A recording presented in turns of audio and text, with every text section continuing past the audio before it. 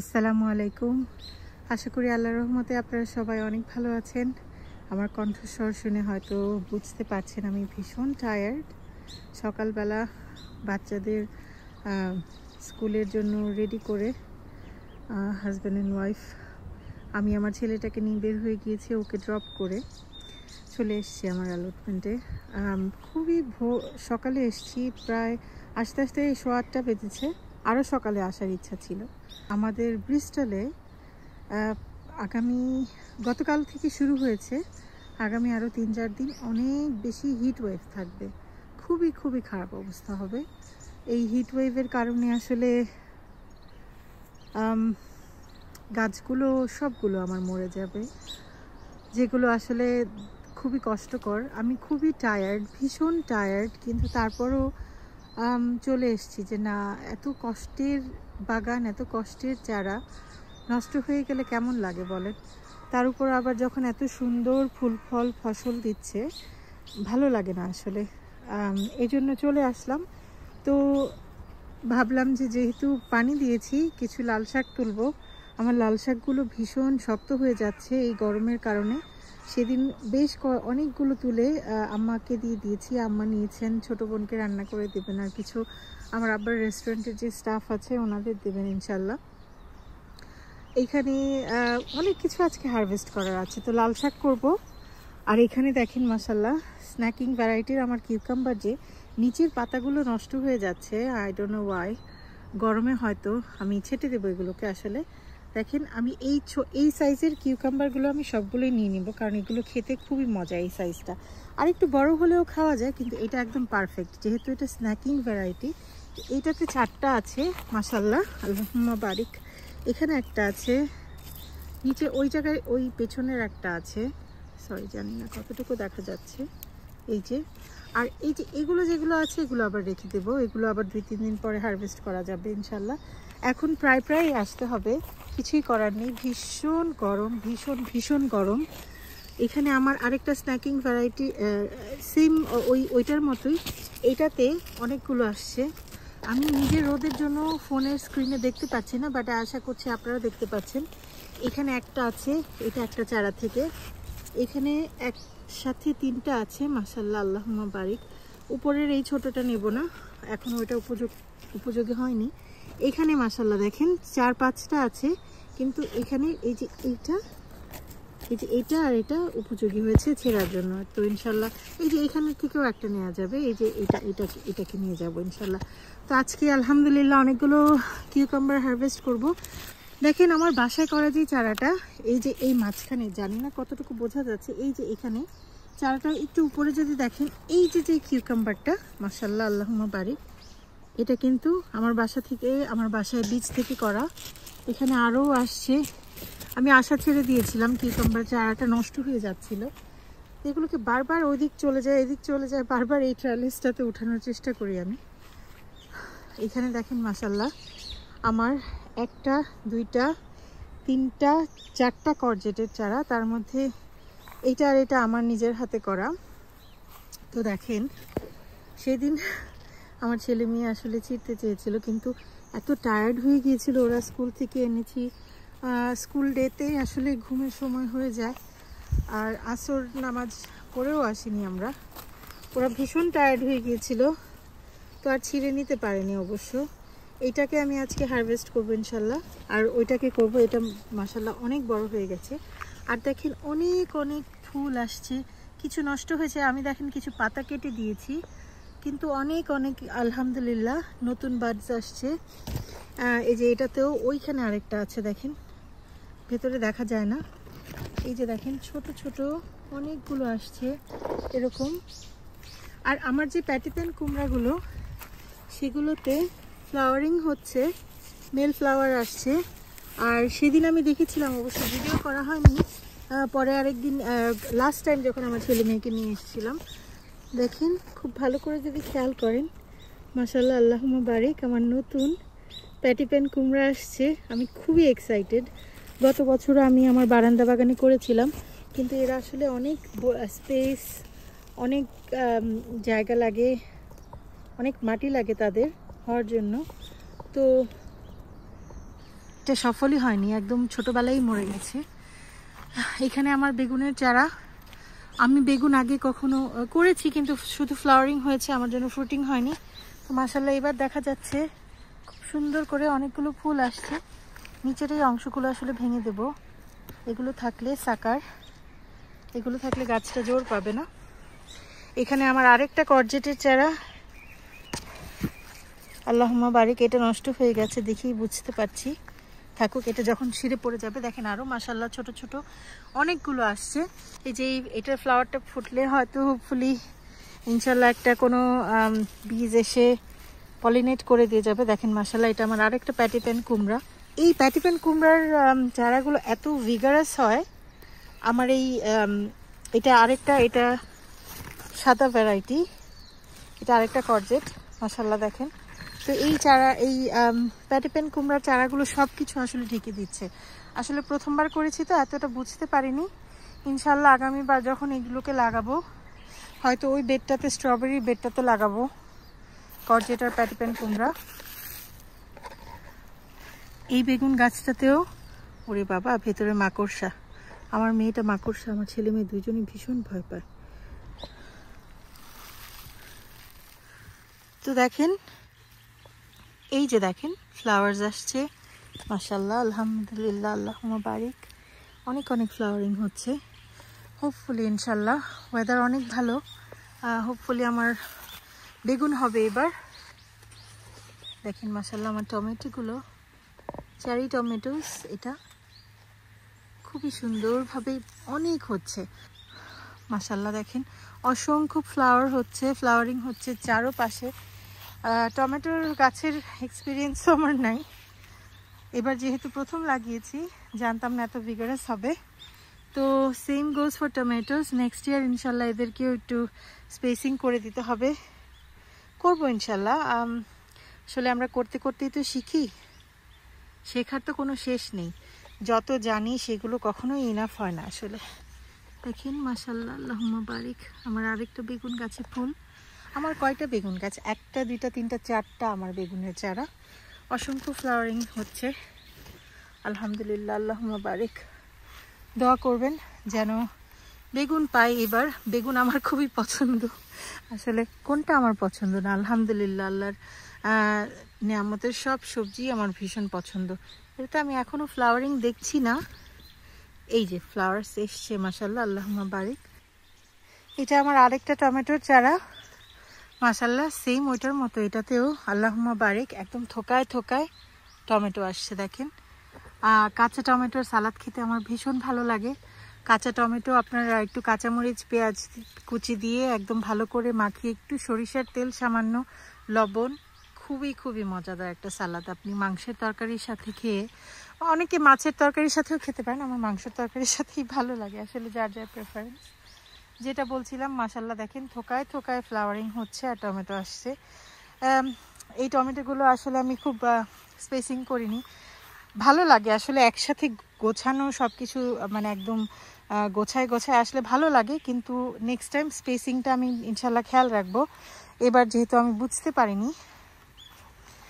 এদিকটাতে আমার ভীষণ ঘাস উঠে যাচ্ছে, এগুলোকে আসলে ক্লিন করতে হবে, কারণ এই ঘাসের বীজ থেকে আরও বেশি ঘাস হয়। দেখেন শুধুমাত্র বীজ বীজ আর বীজ ঘাসের।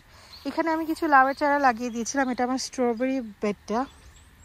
অনেক লাল শাকের বীজ ছিটিয়েছি, কিন্তু কোনো বৃষ্টির দেখা নেই। তো আর আসলে পানি দিয়ে বীজ জার্মিনেট করানো একেবারেই অসম্ভব, অনেক ড্রাই এই জায়গাটা। আমার ওই লাল শাকের বেডটাতেও যখন বৃষ্টি হয়েছে তখন যে চারাগুলো জার্মিনেট হয়েছে, এর আগে না। তো দেখা যাক, আল্লাহ বৃষ্টি দিলে ইনশাল্লাহ হবে। এখানে যে লাউয়ের চারাগুলো লাগিয়েছিলাম, ঢেকে দিয়েছিলাম প্রথম দিকে, মাশাআল্লাহ আল্লাহুম্মা বারিক, খুব সুন্দর হয়েছে। দেখা যাক কতদূর হয়। এই বেডটাতে আবার চলে আসলাম, বড় বেডটাতে, কারণ আমি নাগামরিচের চারা, লাউয়ের চারার আপডেট দিতে ভুলে গেছি।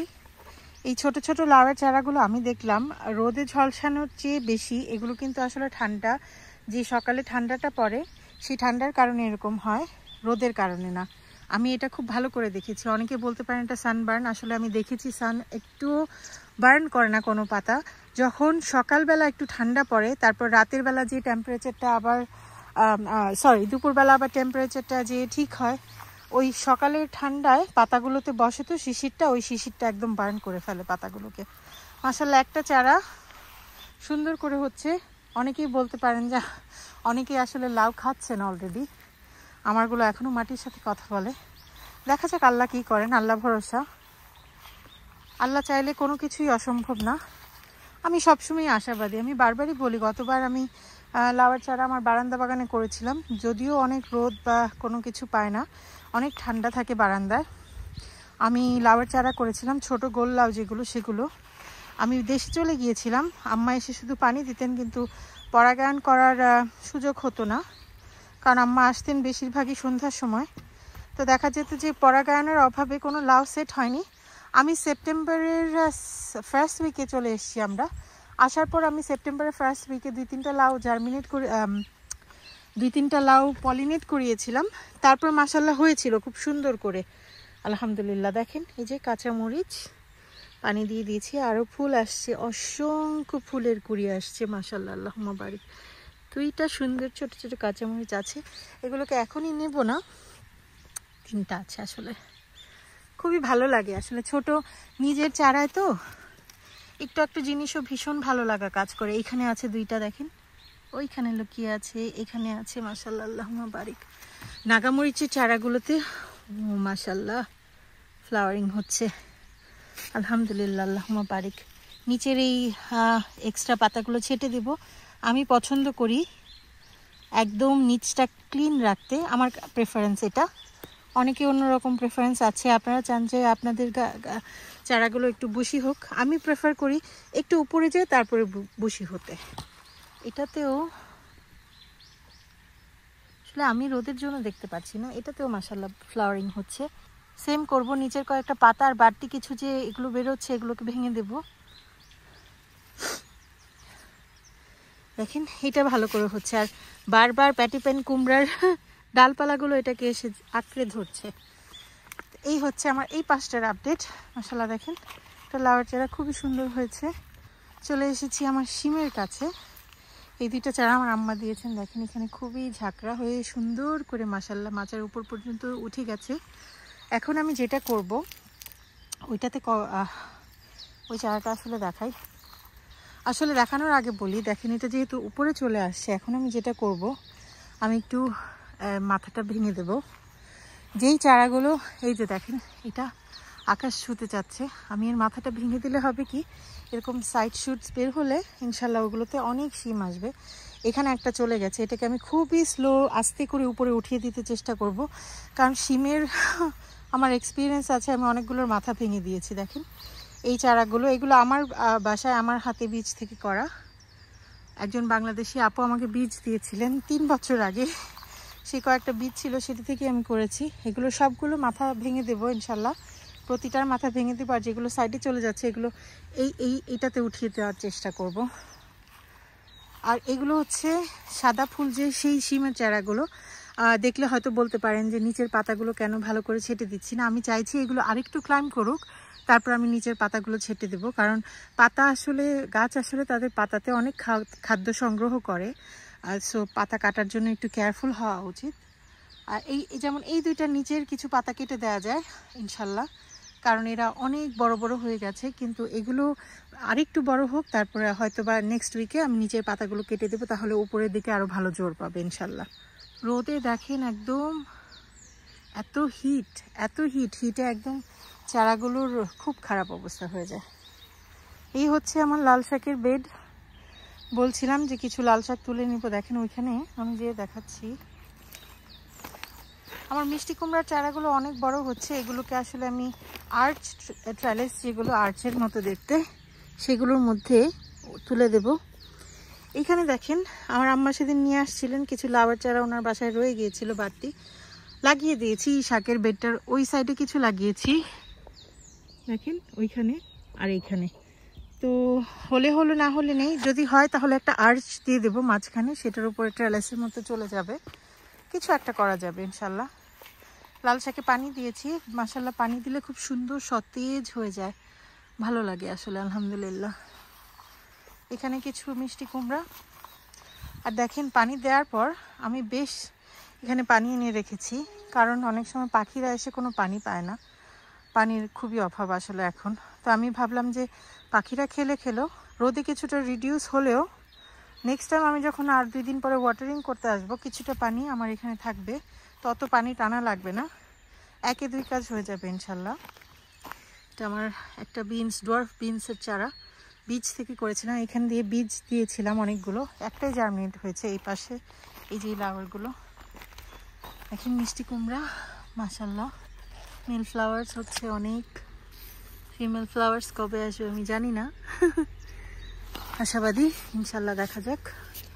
আল্লাহ যা করবেন ভালোর জন্যই করবেন।